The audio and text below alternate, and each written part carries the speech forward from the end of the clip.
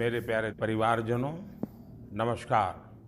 मन की बात के एक और एपिसोड में मुझे आप सभी के साथ देश की सफलता को, देशवासियों की सफलता को, उनकी इंस्पायरिंग लाइफ जर्नी को आपसे साझा करने का अवसर मिला है। इन दिनों सबसे ज़्यादा पत्र, संदेश जो मुझे मिले हैं वो दो विषयों पर बहुत अधिक है। पहला विषय है चंद्रयान-3 की सफल लैंडिंग और दूसरा विषय है दिल्ली में G20 का सफल आयोजन। देश के हर हिस्से से, समाज के हर वर्ग से, हर उम्र के लोगों के मुझे अनगिनत पत्र मिले हैं। जब चंद्रयान-3 का लैंडर चंद्रमा पर उतरने वाला था, तब करोड़ों लोग अलग अलग माध्यमों के जरिए एक साथ इस घटना के पल पल के साक्षी बन रहे थे। इसरो के यूट्यूब लाइव चैनल पर 80 लाख से ज्यादा लोगों ने इस घटना को देखा। अपने आप में ही एक रिकॉर्ड है। इससे पता चलता है कि चंद्रयान-3 से करोड़ों भारतीयों का कितना गहरा लगाव है। चंद्रयान की इस सफलता पर देश में इन दिनों एक बहुत ही शानदार क्विज कंपटीशन भी चल रहा है, प्रश्न स्पर्धा, और उसे नाम दिया गया है चंद्रयान-3 महाक्विज। माईगॉव पोर्टल पर हो रहे इस कंपटीशन में अब तक 15 लाख से ज्यादा लोग हिस्सा ले चुके हैं। माईगॉव की शुरुआत के बाद यह किसी भी क्विज में सबसे बड़ा पार्टिसिपेशन है। मैं तो आपसे भी कहूंगा कि अगर आपने अब तक इसमें हिस्सा नहीं लिया है तो अब देर मत करिए। अब इसमें 6 दिन और बचे हैं। इस क्विज में जरूर हिस्सा लीजिए। मेरे परिवारजनों, चंद्रयान-3 की सफलता के बाद G20 के शानदार आयोजन ने हर भारतीय की खुशी को दोगुना कर दिया। भारत मंडपम तो अपने आप में एक सेलिब्रिटी की तरह हो गया है। लोग उसके साथ सेल्फी खिंचा रहे हैं और गर्व से पोस्ट भी कर रहे हैं। भारत ने इस समिट में अफ्रीकन यूनियन को G20 में फुल मेंबर बनाकर अपने नेतृत्व का लोहा मनवाया है। आपको ध्यान होगा, जब भारत बहुत समृद्ध था, उस जमाने में हमारे देश में और दुनिया में सिल्क रूट की बहुत चर्चा होती थी।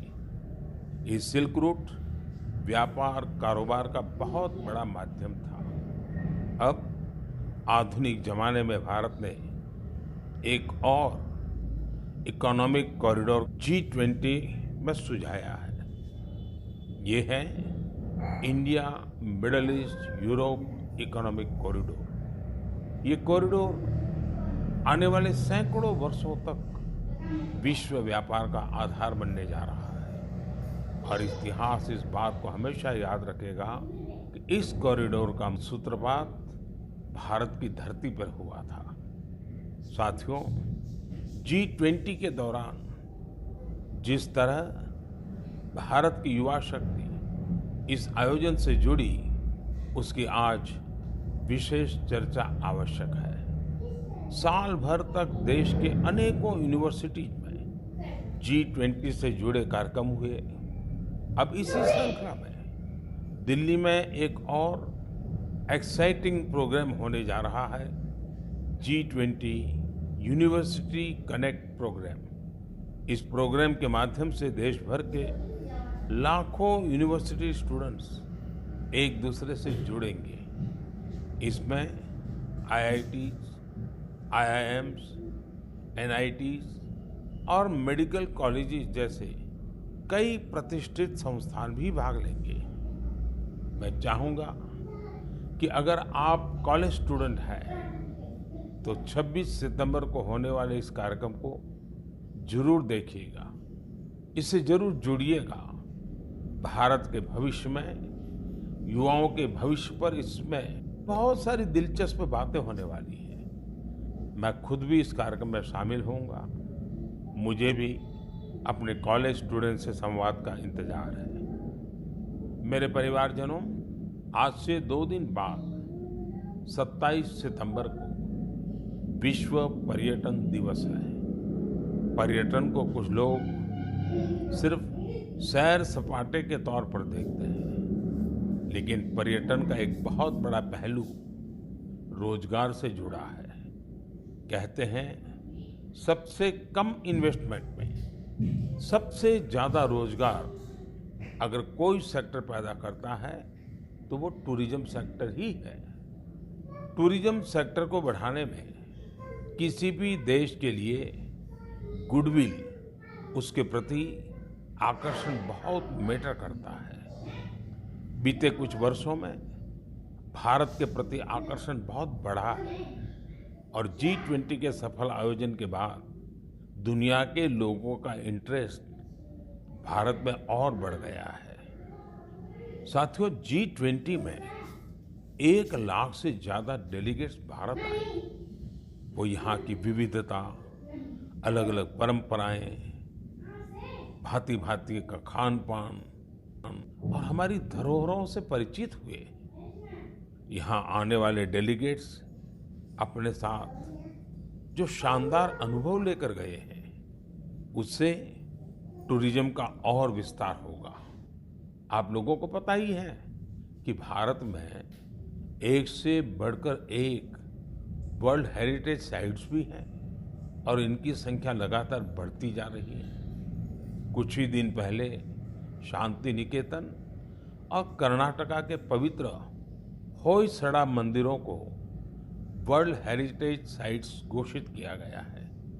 मैं इस शानदार उपलब्धि के लिए समस्त देशवासियों को बधाई देता हूं। मुझे 2018 में शांति निकेतन की यात्रा का सौभाग्य मिला था। शांति निकेतन से गुरुदेव रविंद्रनाथ टैगोर का जुड़ाव रहा है।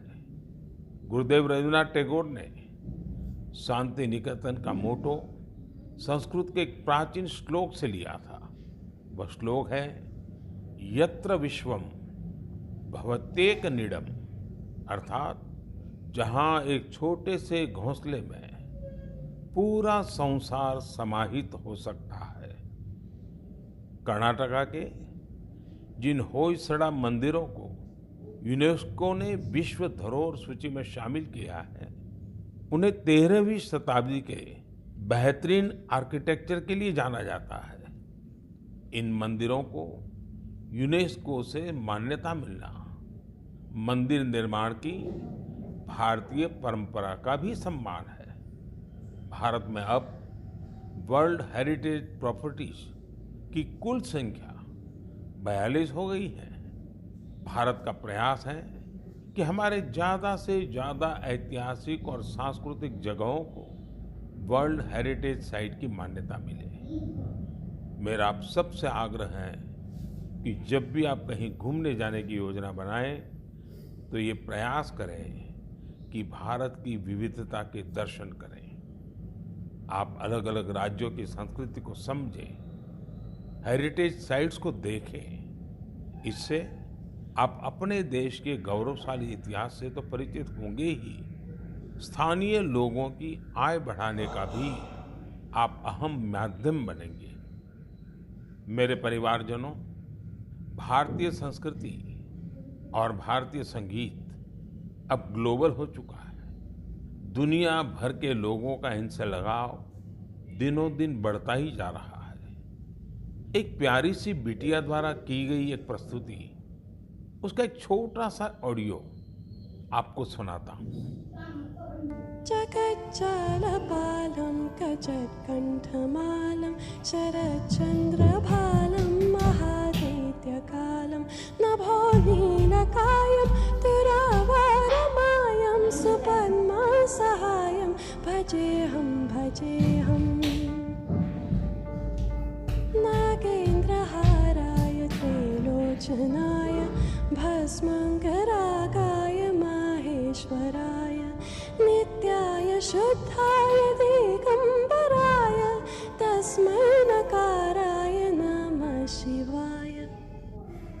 इससे सुनकर आप भी हैरान हो गए ना, कितनी मधुर आवाज है और हर शब्द में जो भाव झलकते हैं, ईश्वर के प्रति उनका लगाव हम अनुभव कर सकते हैं। अगर मैं ये बताऊं कि सुरीली आवाज जर्मनी की एक बेटी की है, तो शायद आप और अधिक हैरान होंगे।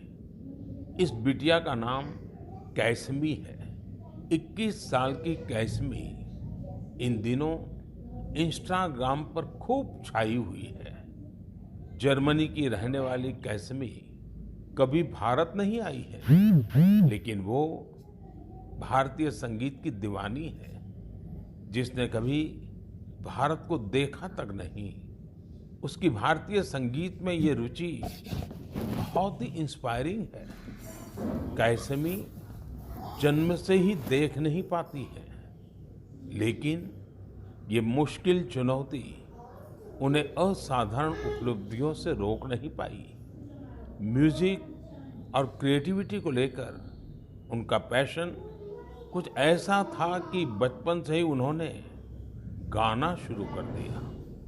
अफ्रीकन ड्रमिंग की शुरुआत तो उन्होंने महज 3 साल की उम्र में ही कर दी थी। भारतीय संगीत से उनका परिचय 5-6 साल पहले ही हुआ। भारत के संगीत ने उनको इतना मोह लिया, वो इसमें पूरी तरह से रम गई। उन्होंने तबला बजाना भी सीखा है। सबसे इंस्पायरिंग बात तो यह है कि वे कई सारी भारतीय भाषाओं में गाने में महारत हासिल कर चुकी हैं। संस्कृत, हिंदी, मलयालम, तमिल, कन्नड़ या फिर असमी, बंगाली, मराठी, उर्दू, उन्होंने इन सब में अपने सुर साधे हैं।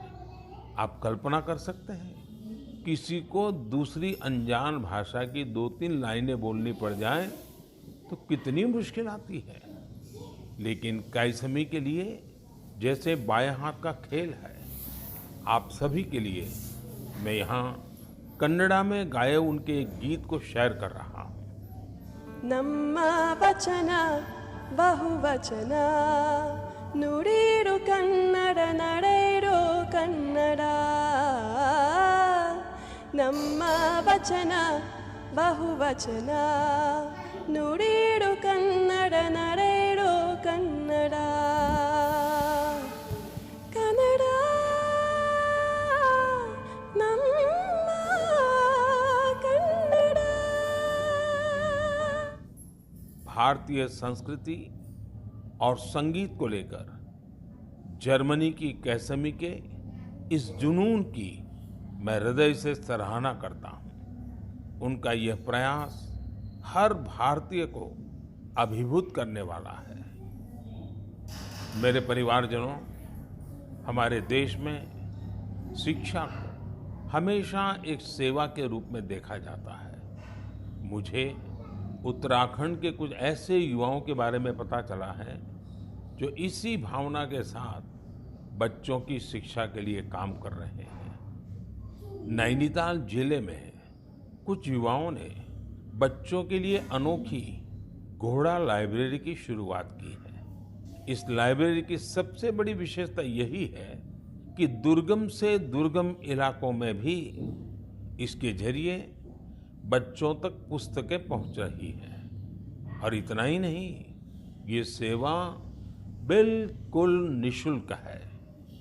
अब तक इसके माध्यम से नैनीताल के 12 गांवों को कवर किया गया है।